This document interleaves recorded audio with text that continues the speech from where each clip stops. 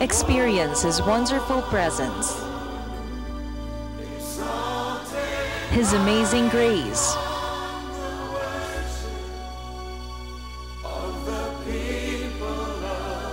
and witness God's miracle as His power manifests through His living Word.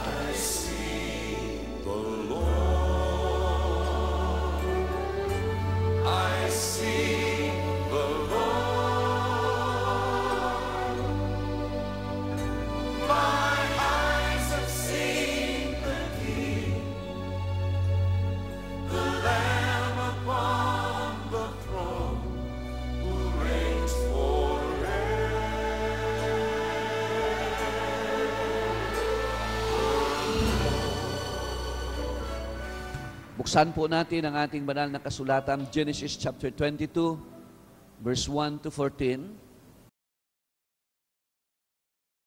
Genesis chapter 22, verse 1 to 14. Now it came to pass after these things that God tested Abraham and said to him, Abraham, and he said, Here I am. And he said, Take now your son, your only son, Isaac, whom you love, and go to the land of Moriah, and offer him there as a burnt offering on one of the mountains of which I shall tell you. So Abraham rose early in the morning and saddled his donkey, and took two of his young men with him, and Isaac his son, and he split the wood for the burnt offering, and arose and went to the place of which God had told him. Then on the third day, Abraham lifted his eyes and saw the place afar off. And Abraham said to his young men, Stay here with the donkey. The lad and I will go yonder and worship, and we will come back to you. So Abraham took the wood of the burnt offering and laid it on Isaac his son, and he took the fire in his hand and a knife, and the two of them went together. But Isaac spoke to Abraham his father and said, My father. And he said, Here I am, my son. And he said, Look, the fire and the wood, but where is the lamb for a burnt offering? And Abraham said, My son, God will provide for himself the lamb for a burnt offering. And the two of them went together. Then they came to the place of which God had told him, and Abraham built an altar there and placed the wood in order. And he bound Isaac his son and laid him on the altar upon the wood. And Abraham stretched out his hand and took the knife to slay his son. But the angel of the Lord called to him from heaven and said, Abraham, Abraham. And he said, Here I am. And he said, Do not lay your hand on the lad or do anything to him, for now I know that you fear God, since you have not withheld your son, your only son, from me. Then Abraham lifted his eyes and looked, and there behind him was a ram caught in a thicket by its horns. So Abraham went and took the ram and offered it up for a burnt offering instead of his son. And Abraham called the name of the place, The Lord will provide. As it is said to this day, In the mount of the Lord it shall be provided. Palakpakan natin po ang Panginoon. Pwede na po tayong maupo. Tayo po ay nasa series of Knowing God, sapagkat nakita ko po ang halaga po nito at kailangan na malaman talaga po ng tao. We are studying the progression of God's revelation of Himself. I said revelation sapagkat po ang revelation ay isang bagay na hindi po kailanman makita ng tao, isang katotohanan na nandyan lang. Pero hindi lubos na makita at maunawaan ng tao unless God will open the eyes of understanding of a person. In other words, ang revelation na tinatawag po, it comes directly from God. Hindi po yun dahil sa galing o husay po ng bawat isa sa atin. And iyan ay sa umagang at sa hapong ito po, yan po ang ating pinag-aaralan. The progression of God's revelation of Himself. Sa nakalipas na pag-aralan po natin ang unang revelation of God of Himself, and that is in Genesis chapter 1 verse 1, when God said, in the beginning, God created the heavens and the earth. The word God there is Elohim in Hebrew, meaning God the Creator. At makita rin po natin na ang word ay it was not El, but it was Elohim, the plural of the word El. I'm not telling you that we have many gods. We only have one God. It was maintained by the Holy Bible that there is only one God. And it was suggested in the Old Testament, and it was made clear in the New Testament, sapagkat po ang clear revelation of God or the fullness of God's revelation of Himself is in the New Testament. But there are things in the Old Testament which were suggested by the Holy Bible. And that is yung pag sinabing Elohim created the heavens and the earth. Ang pinag-uusapan po natin doon ay it's more than one person in one God when the Lord Jesus Christ said, baptize them in the name of the Father, the Son, and the Holy Spirit. Yun po ang plural ng sa verse 1 of Genesis chapter 1. Ang Elohim doon ay ginawang maliwanag ng ating Panginoon sa Matthew chapter 28 verse 19. Ang sabi ng Panginoon ay, baptize them in the name of the Father and of the Son and of the Holy Spirit. And the next revelation na makita po natin sa banal na kasulatan ay nasa Genesis chapter 2 verse 4 na tinalakay po natin last time, na ang sinasabi po doon ay yung word na sabi niya doon sa Genesis chapter 2 verse 4, and this is the history of the heavens and the earth when they were created in the day that the Lord God made the heavens, made the earth and the heavens. This time ay compound word ang presentation ng Panginoon sa kanyang sarili. It was not just God alone or Elohim alone, but ito po ay sinamahan ng word na Lord, which means Yahweh. So ang sinasabi doon ay, this is the history of the heavens and the earth when they were created in the day that Yahweh Elohim, yun po ang Lord God doon, Yahweh Elohim made the heavens and the earth. And then tuloy-tuloy po yun, Yahweh Elohim, Lord God, Lord God, Lord God. Makikita mo po yan sa buong chapter 2 of the book of Genesis. And then, gusto ko lang po makita nyo diyan na these are general revelation of God.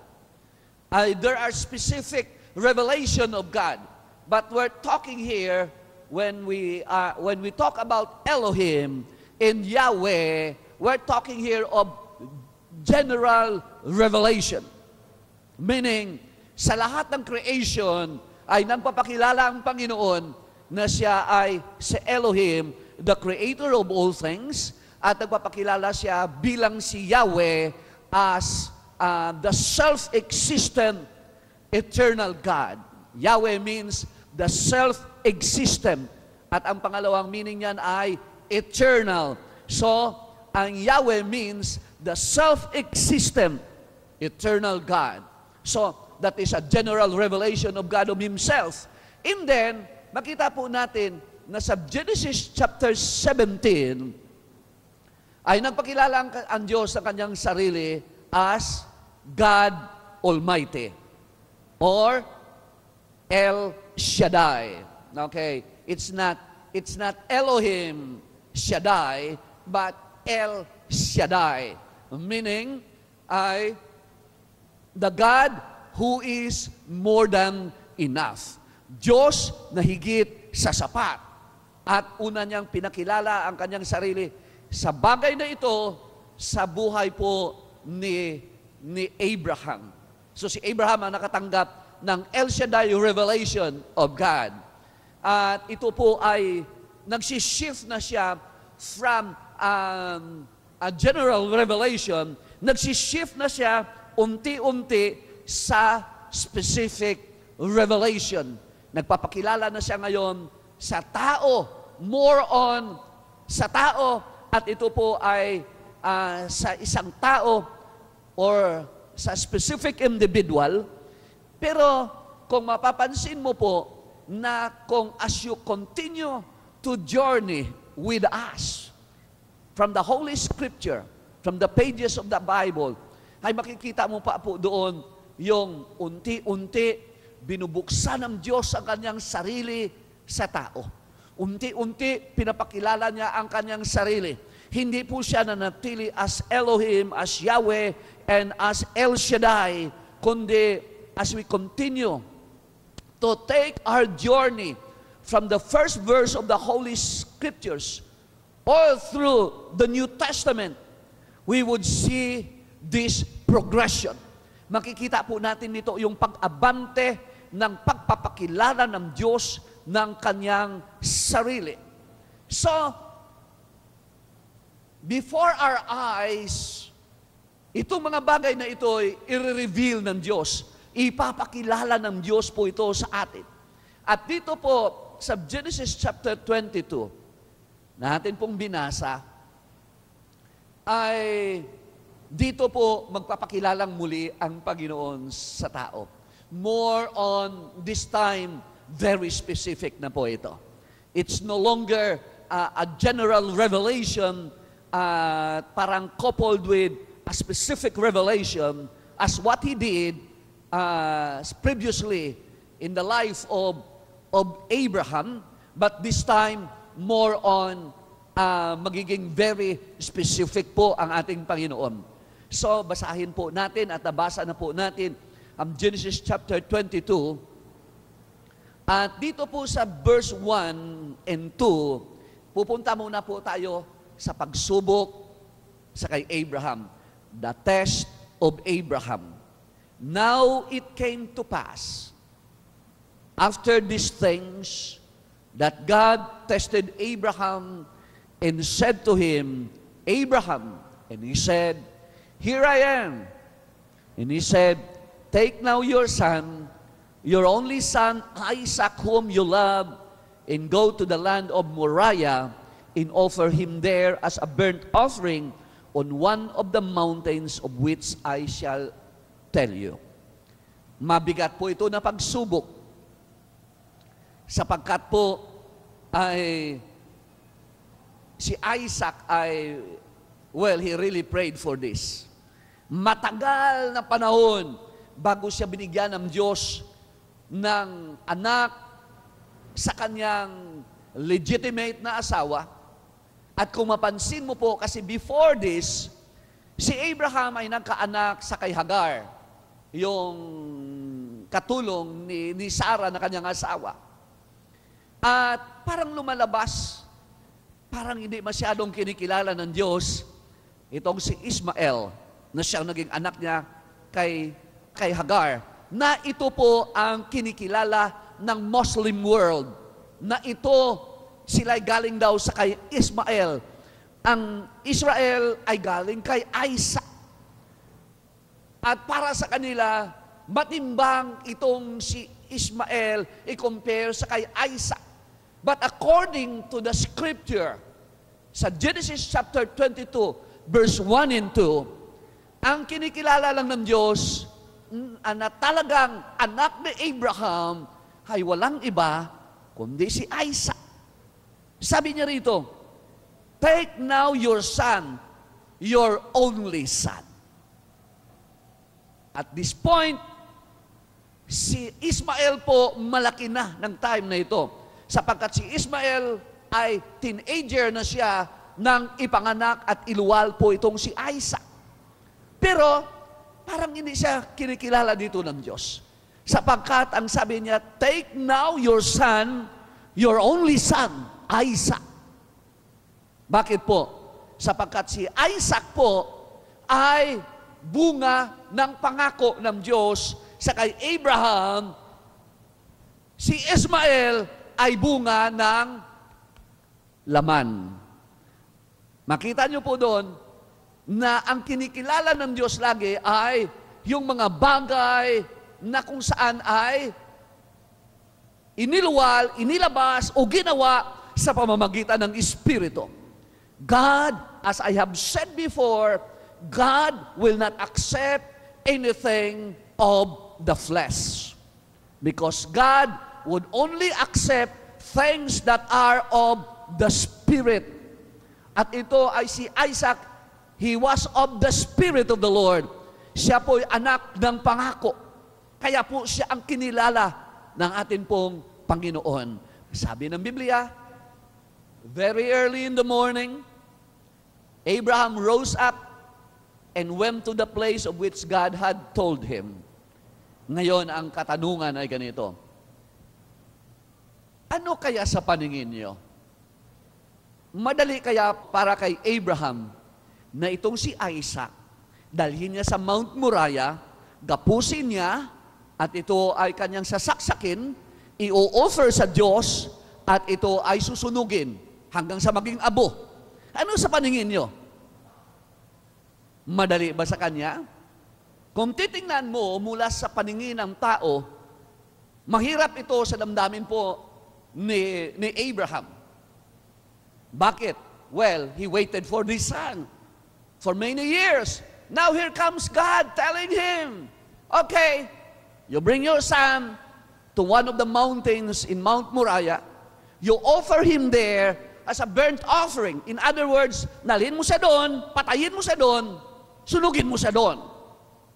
Kung titingnan natin po, ay mahirap, and perhaps there was great struggle in the heart of Abraham. Ngunit, ang tanong ko, kung mayroon siyang struggle, ay ganito.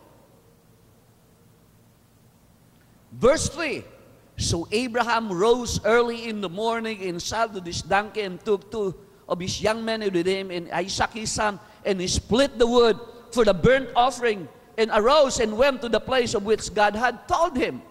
Parang hindi siya nagdadalawang isip. Kasi ang nagdadalawang isip siguro ay hindi siya gigising ng umaga. Baka magbago ang isip ng Diyos.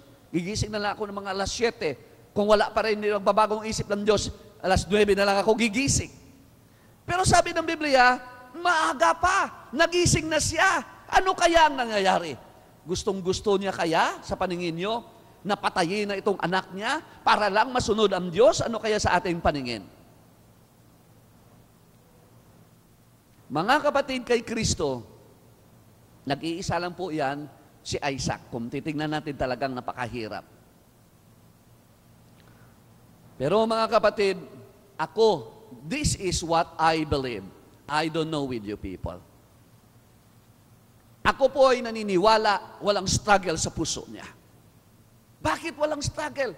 Ano ka ba naman, pastor?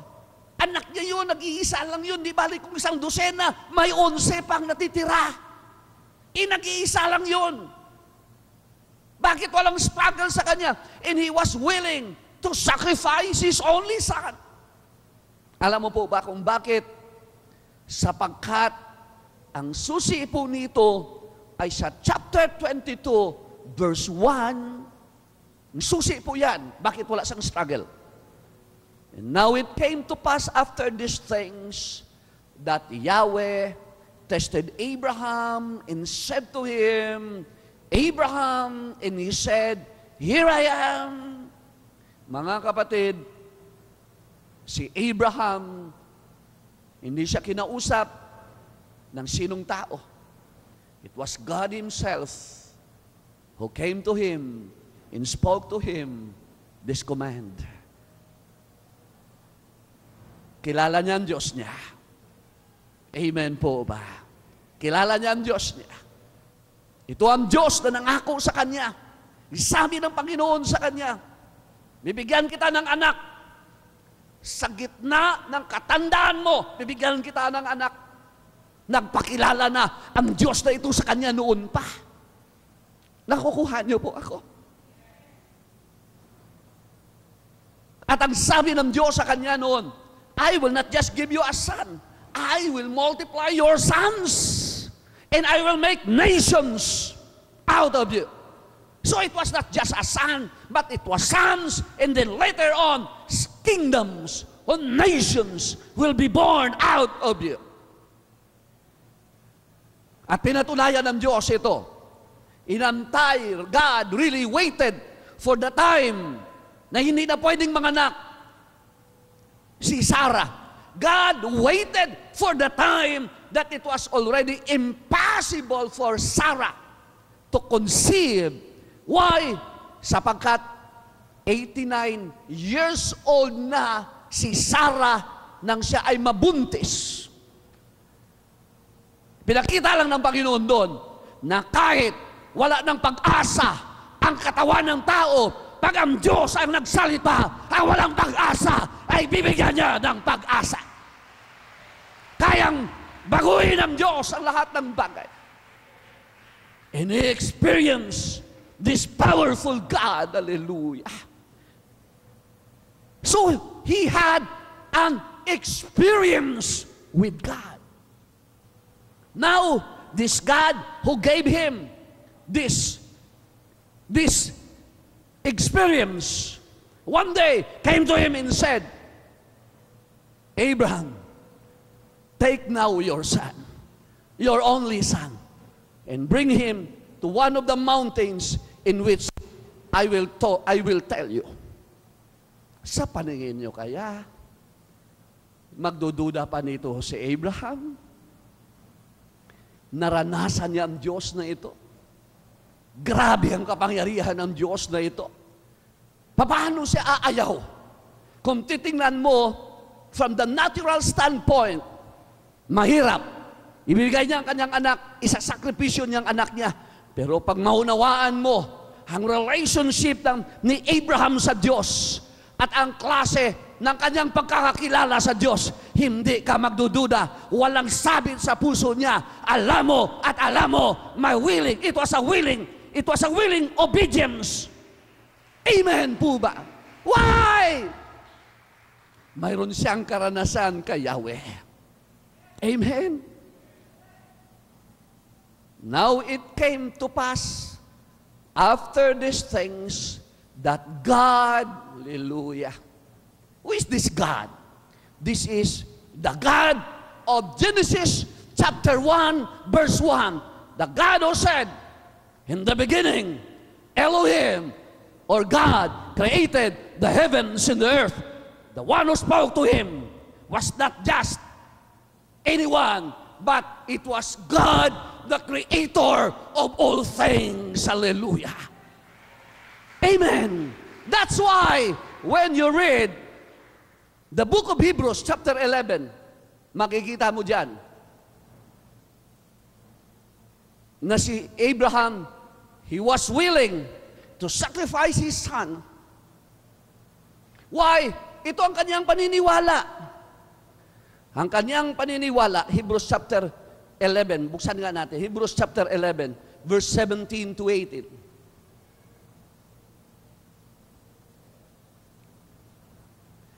By faith, Abraham, when he was tested, ito po ang reference, Genesis chapter 22. By faith, Abraham, when he was tested, offered up Isaac, and he who had received the promises offered up his only begotten son, of whom it was said, in Isaac your seed shall be called, accounting that God was able, verse 19, accounting that God was able to raise him up even from the dead, from which he also received him in a figurative sense. Amen? Alam niya na kahit, sa verse 19, alam niya na kahit si Isaac mamatay pa, sunugin pa, naging abo pa, Ngunit mula sa mga abo na yan, kayang itayo ng Diyos muli ang Isaac na nawala. Woo! Hallelujah! Amen!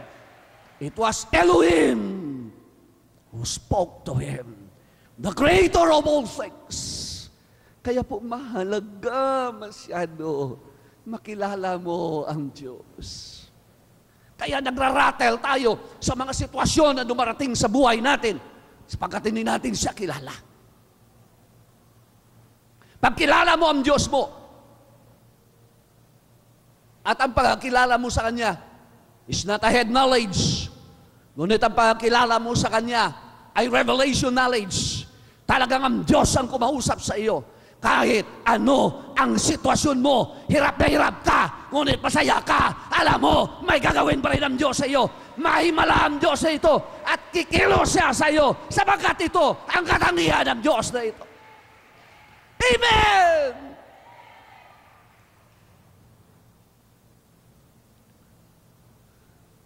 Kung titingnan mo itong istorya ni Abraham during the time that he was tested by God, medyo mahirap. Ano kayang damdamin niya? Painful kaya? O siya kaya ay nagtatampo sa Diyos? No, walang pagtatampo. Kilala niya ang Diyos niya. Amen po ba? Pag kilala mo ang Diyos mo, hindi ka talaga magtatampo sa Kanya. Amen po ba? Palakpakan natin muna ang ating Panginoon.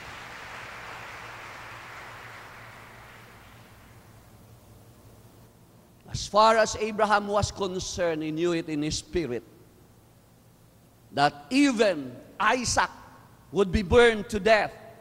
He knew in his spirit that God is able to return him back to life. Kahit abo na siya, walang abo-abo sa Diyos. Amen po ba? Kahit na abo ang hanap buhay mo, kayang i-resurrect ng Panginoon ang hanap buhay mo. Hallelujah! Amen!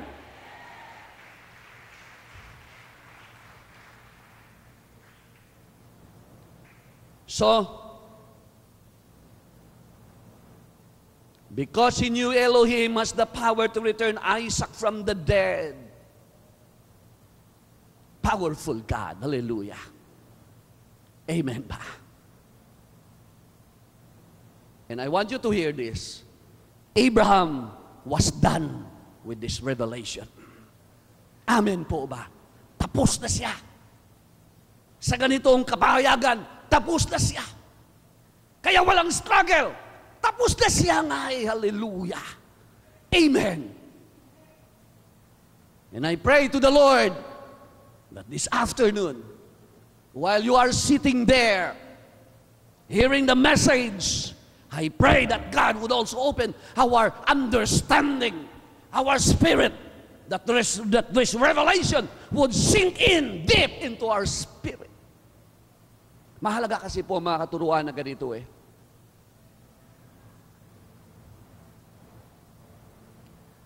Abraham was done with that kind of revelation, who Elohim is.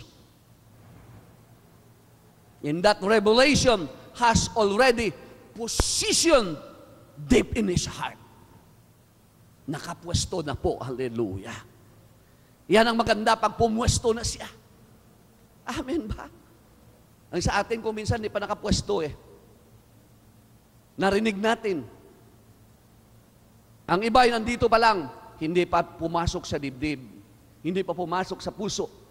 Pag pumwesto yan, mga kapatid, ang revelation na yan, kung sino si Elohim sa buhay mo, mga kapatid, di ka matitinak.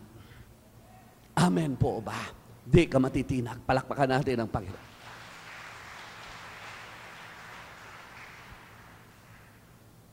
Now, after that story, nang itong si Abraham ay pumunta na sa Mount Moriah after 3 days, after a 3-day journey, at sila po ay dumating na doon sa paanan ng bundok. Iniwanan niya ang kanyang ang dalawang servant. He brought his son, the wood, and the knife. At pumunta sila sa isang lugar na sasabihin ng Panginoon na dito mo iahayin ang iyong anak. Mga kapatid, nandoon na siya. Nagtataka itong si Isaac. Sabi niya, Father, the wood is here. The knife is here. But where is the lamb? Hindi, sinabi sa kanya ni Abraham, makatumakbo. Medyo mahirapan maghabulan doon sa bundok. Matanda na si Abraham, si Isaac ay bata, mabilis tumakbo. Sabi niya, look, the fire and the wood, but where is the lamb for a burnt offering? And Abraham said, my son, God will provide for himself the lamb for a burnt offering. You know what? I believe iyon ang kanyang paniniwala. And I believe it was a prophetic utterance. Amen. Because exactly few minutes after that, talagang nakita niya yung ram given by the Lord. Anyway, sinunod niya pa rin ang kanyang dapat gawin. Pagdating niya doon sa place, verse 9, then they came to the place of which God had told him, and Abraham built an altar there and placed the wood in order, and he bound Isaac his son and laid him on the altar upon the wood. Ginapos niya ang kanyang anak, puwesto na, kinuha niya yung kanyang patalim, sa verse 10, itinaas na ang kanyang patalim, talagang sasaksakin niya talaga si Isaac. Well, anyway, kasi naniniwala siyang kahit mamatay ito, mabubuhay muli ito eh. Iyon ang kanyang paniniwala eh. Iyon ang sabi ng Hebrews chapter 11 eh, no? So, nang itaas niya na ito, itatarak niya na lang sa puso ito ni Isaac. Sabi ng verse 11, but the angel of the Lord called to him from heaven and said, Abraham, Abraham! And he said, here I am. And he said, do not lay your hand on the lad or do anything to him, for now I know that you fear God, since you have not withheld your son, your only son, from me. Huwag mong galawin ang bata, sapagkat ngayon alam ko na, Abraham, na susundin mo ako kahit ano ang mangyari. Kahit ang nag-iisa mong anak ay bibitawan mo, susunod ka lang sa akin. Then verse 13, nang marinig ito ni Abraham, then he lifted his eyes and looked, and there behind him was a ram caught in a thicket by its horn. So Abraham went and took the ram and offered it up for a burnt offering, and instead of his son.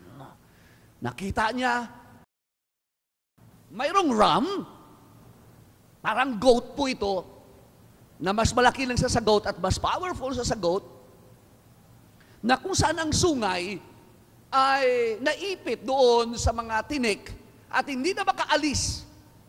Sa paningin nyo kaya, naligaw lang ang ram doon? No. Ang Diyos ay kumilos. At naunawaan ni Abraham ang ibig sabihin noon. Kaya ang sabi ni Abraham, and Abraham called the name of the place, the Lord will provide. As it is to this day in the mount of the Lord, it shall be provided. Dito, inihayag ng Diyos ang kanyang sarili bilang si Jehovah Jireh. Amen. Palakpakan natin si Jehovah Jireh. The Lord will provide. He is the Lord that provides. Amen. Anong pinapakilala ng Diyos diyan? Pinapakilala ng Diyos diyan na pag sa panahon ng iyong mga pangangailangan, huwag kang lalapit kahit kanino mang tao. Sabi ng salita ng Diyos, itong si Jehovah Jireh may kakayanan upang katagpuin anuman ang ating pangangailangan sa buhay ay walang imposible sa Kanya. Sapagkat ang provider na ito ay hindi isang ordinaryo. Ang provider na ito ay siyang may-ari ng langit at ang lupa. Hallelujah. Amen. May kakayanan siya para katakpuin bawat pangangailangan ng tao. Jehovah Jireh. The first time in the scripture that God revealed Himself as Jehovah Jireh. This time, this is a personal revelation. Not a general revelation. It's more on an individual revelation. Nagpakilala siya rito. Ang isang salita po nito, ang Hebrew word for this is Yahweh Jireh. Yahweh Jireh. Pero tinawag po ito ng mga Germans as Jehovah Jireh. Sapagkat hindi nila ma-pronounce ang ibang salita. Walang vowel po ang Hebrew for Yahweh. Kaya nilagyan nila ng vowel at dahil hindi naman nila ma-pronounce ang word na yung W, pinopronounce sila yan ng V sa kanila. Katulad ng Volkswagen, that is Volkswagen. Ang tunay na pronunciation niya ay Volkswagen. That's why tinawag nila ang Diyos, yung si Yahweh Jireh, tinawag nilang Jehovah Jireh. But whatever, ang Diyos, kilala niya, siya yun. Pag tumawag ka sa Kanya, makakatagpo ka ng Diyos. Kakatagpuin ng Panginoon ay yung mga pangangailangan sa buhay na ito. Amen! Palakpakan natin ng malakas ang ating Panginoon.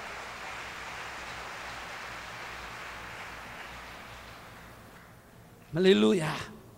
Are you learning? Kayo po ba'y natututo? So kita niyo po yun. Ang progression ng revelation. As we continue to study the Word, verse after verse, chapter after chapter, makikita mo, nagpo-progress ang pagpapakilala ng Diyos sa Kanyang sarili. Amen. At dito, maraming lingkod ng Diyos ang hindi po nag-progress sa bagay na ito. Maraming Kristiyano hindi nag-progress sa bagay na ito. Bakit? Mga kapatid, napakahalaga ang pagpapatuloy mo sa pag-aaral ng salita ng Diyos. Kung tamad ka, hanggang sa kukunting revelation ka lamang.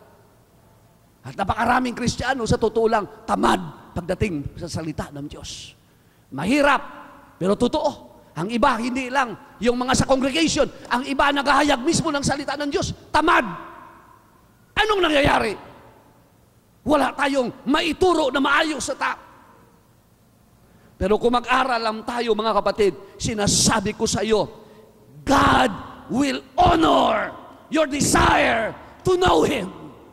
Amen po ba? Amen po ba?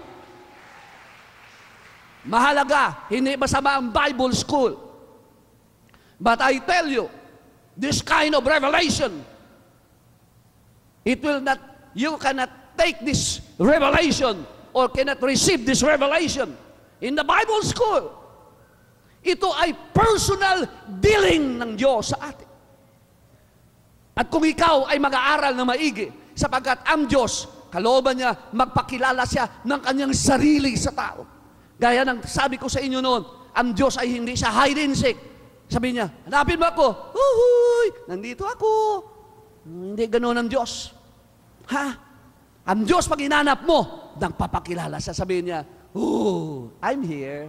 Yes, anything, my son. Amen. Nagpapakilala siya. Pero bakit mababaw lang ang pagkakilala natin? Sapagkat hindi tayo nagsunog ng kilay. Hindi tayo nagiging diligent. Hindi tayo nagbigay ng oras. Magbigay ka ng oras sa paghahanap mo sa Diyos. Ang Diyos na ito magpapakilala sa iyo. At makikita mo, wow! ang laki pala ng Diyos ko. Maasahan pala siya sa lahat ng pagkakataon sa aking buhay. Pwede ko pala siyang sandalan. Ano man ang kalagayan ko, makakasandal ako sa Kanya. Amen! Pero yan ay darating sa tao.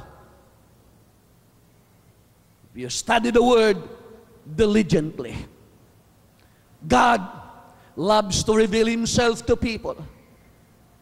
But I tell you, the qualification of people in which God will choose to have Himself be revealed to this kind. Tandaan nyo ito. The deep things of God belongs to the seekers. Narinig niyo po ako? The deep things of God belongs to the seeker. Kung ikaw ay tao na talagang nagsisika sa Diyos, nagbibigay ka ng oras sa Kanya, kahit hindi ka preacher, kahit hindi ka pa manggagawa, kahit nakaupo ka lamang dyan, pero ang puso mo ay seeker ka. Alam mo, mga kapatid, ipapahayag ng Diyos ang Kanyang sarili sa iyo. At pag humayag ang Diyos ang Kanyang sarili sa iyo, sa buhay na ito, lalakad ka ng matagumpay. Hallelujah. Amen po ba?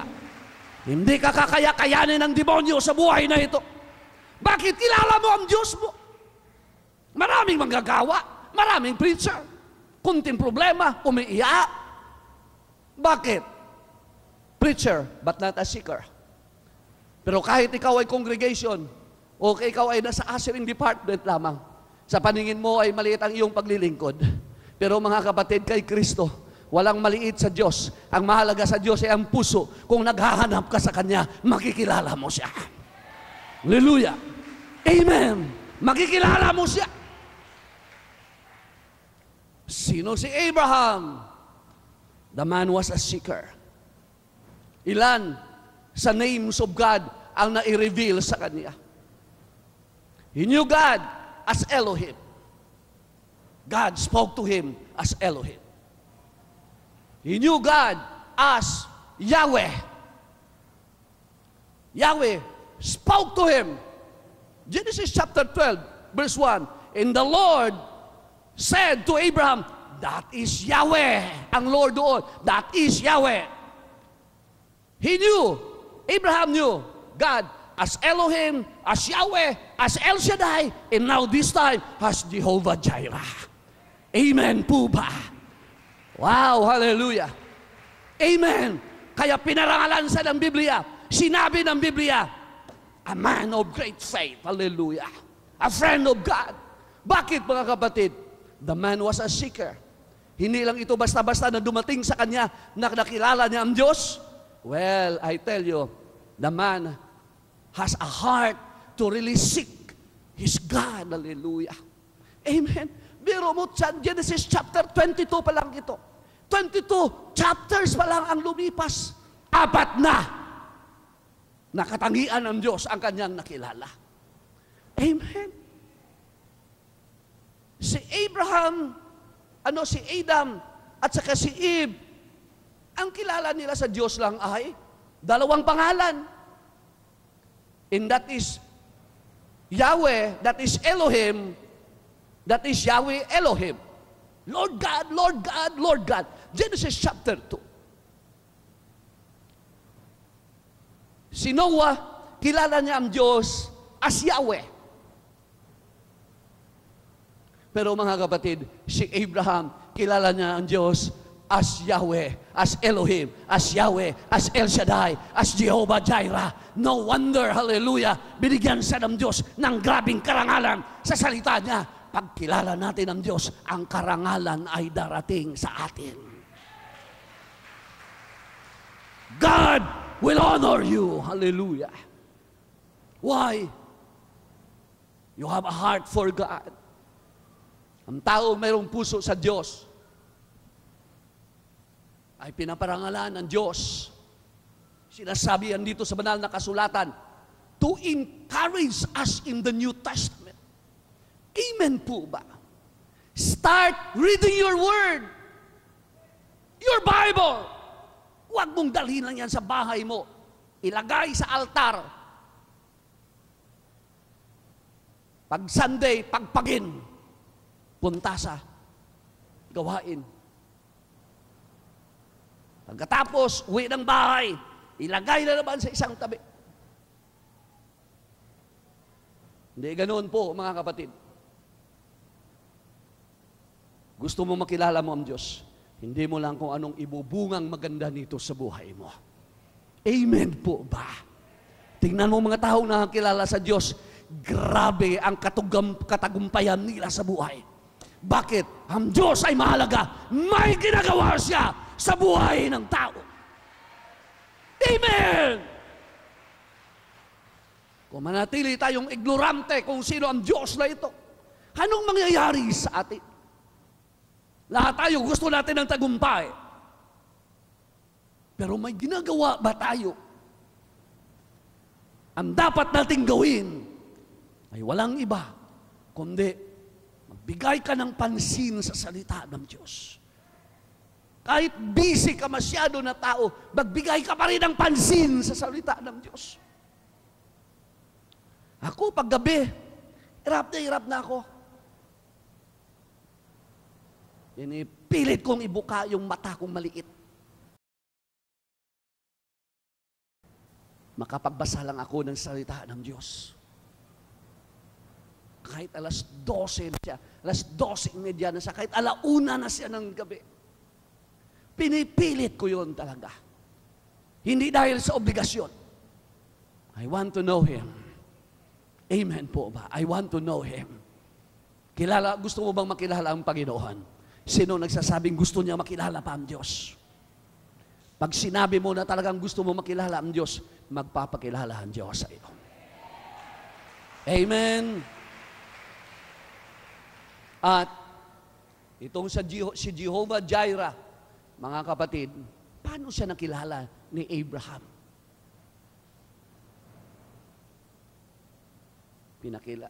Nakilala siya ni Abraham sa time ng malaking problema. Sa mga time na may mga problema ka. It was beyond your control. Pumasok ka sa isang sitwasyon na wala kang control. Hindi mo ginawa, nangyari lang ang bagay na yon. Hirap na hirap ka. Huwag kang magreklamo. Seek the Lord, hallelujah. Napin mo ang Diyos. Baka yan ang time, may magpapakilala rin ang Panginoon sa iyo. Ito ang time na nagpakilala ang Diyos kay Abraham bilang si Jehovah Jireh.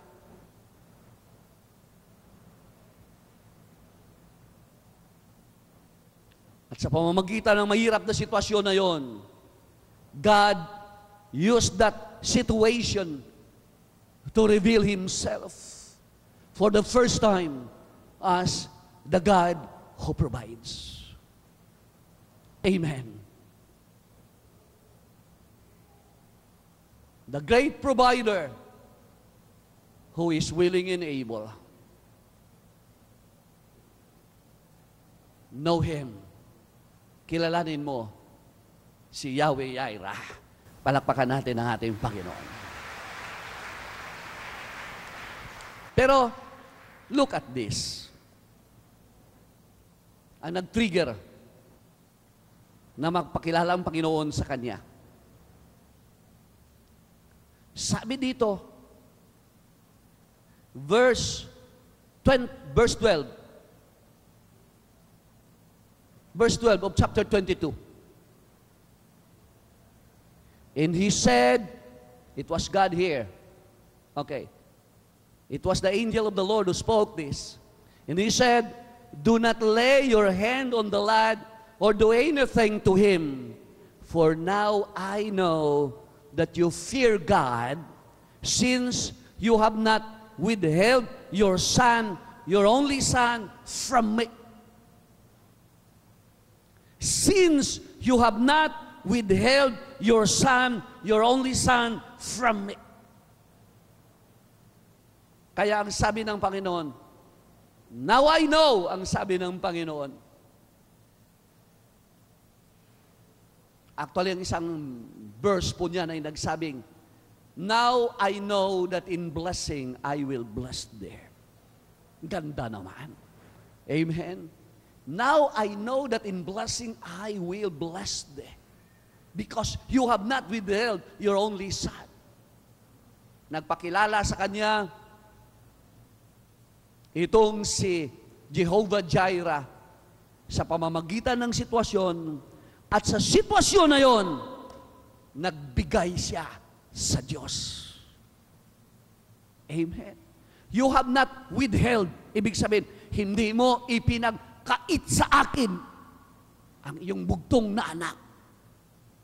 Kung may marinig ka galing sa Diyos na nagsasalita sa iyo, na bitawan mo ang isang bagay para sa Kanya o kanino mo man ibigay, sa gawain man yan o sa tao, basta alam mo na galing ito sa Panginoon, tandaan mo yan. Pag sumunod ka, makikilala mo si Jehovah Jireh. Makikita mo, ang balik niyan sa iyo ay hindi biro. Hallelujah. Amen. In giving, when God speaks to you, you will know Him. Amen po ba? Kaya, ito po masabi ko, huwag mong pigilan ang iyong sarili pag may sinabi ang Panginoon sa iyo. Amen po ba? Sino ang tataas ng kanyang kamay pag sinabi ng Panginoon sa kanya, narinig niya talaga, sigurado talaga siya na may sinabi ang Panginoon sa kanya, na bitawan niya ang isang bagay, yan man ay sa tao, yan man ay sa manggagawa, o yan man ay sa gawain, alam mo talagang ang Diyos ang nagsalita sa iyo. Sino dito ang hindi mag-aatubili? Talagang bitawan niya dahil narinig niya ang salita ng Diyos. Taas ang kamay. Tingnan mo ang paligid, tingnan mo ang paligid. Sabihin mo sa nagtaas ng kamay, malapit na ang pagpapala sa iyo.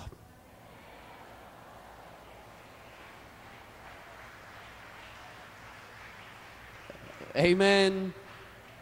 May gagawin ng Diyos sa iyo. Amen po ba? Naku, believe me, may gagawin ng Diyos sa iyo. Magpapakilala si Jehovah Jireh sa iyo. Amen po ba? Ang Diyos ko ay hindi sinungaling na Diyos. Ako, pag may sinabi ang Panginoon sa akin, gagawin ko talaga. Totoo yun. Pag may sinabi ang Panginoon, nako talaga naman. Sobra pa sa tumama ka sa ano ba yung mga malalaking mga, wag na lang.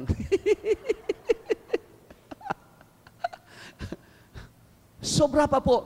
Kasi po 100% yan. Basta may galing sa Diyos, hindi damdamin ha.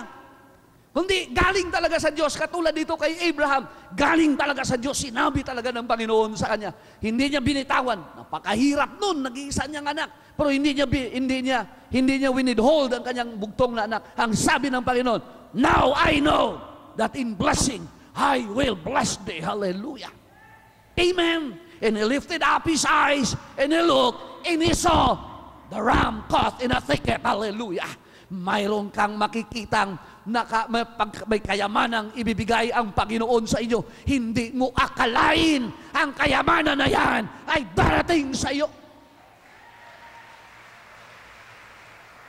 And I tell you, ang kayamanan na yan na inutusan ng Diyos, hindi yan makakaalpas. Gagapusin ng Panginoon ang katulad ng ram na yon. He was caught in a thicket by the horn, by its horn.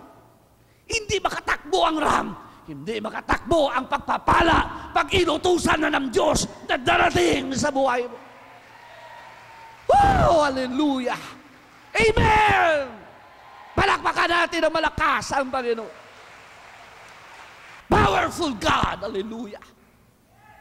Ako ngayon, excited ako eh. Hallelujah! Ang Diyos, pag nakita niya excited ka, ganado siya magbigay eh. Amen? Pero kung nakasimangot ka, hindi siya ganado. May mangyayari sa ating maganda. Pagpalain ka ni Jehovah! Pagpalain ka ni Jehovah Jireh. I speak blessing to your life. I speak blessing. I speak blessing. Yes!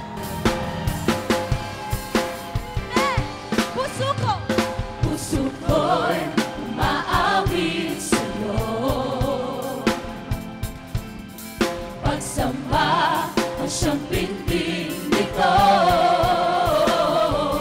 Umahanga akong lubos sa'yo.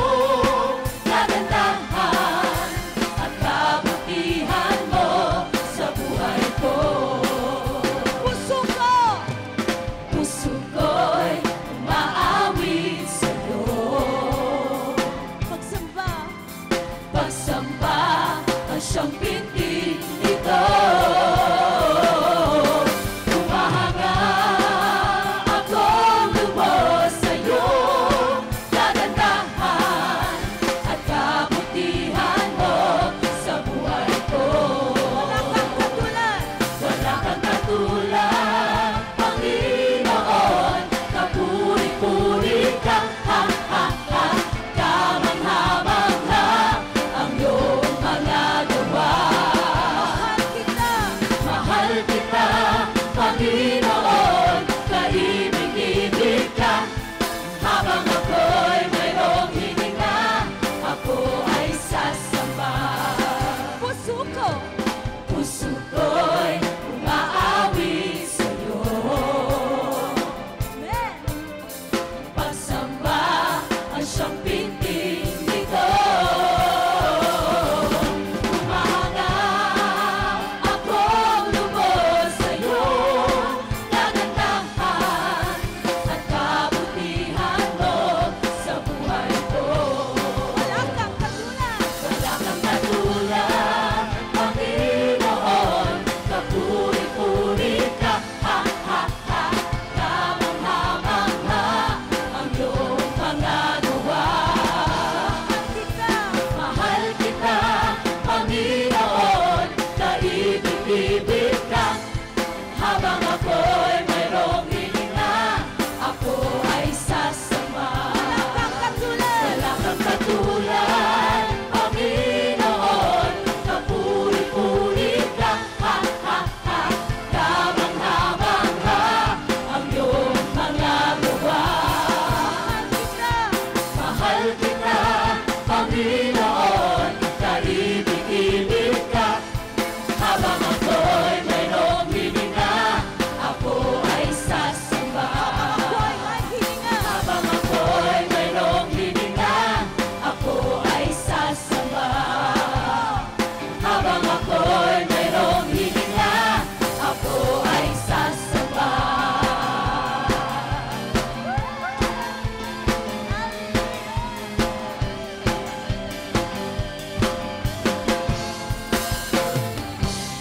Palakpakan natin ang ating Panginoon. Ang Diyos na walang katulad. Tanging ikaw lamang, Panginoon.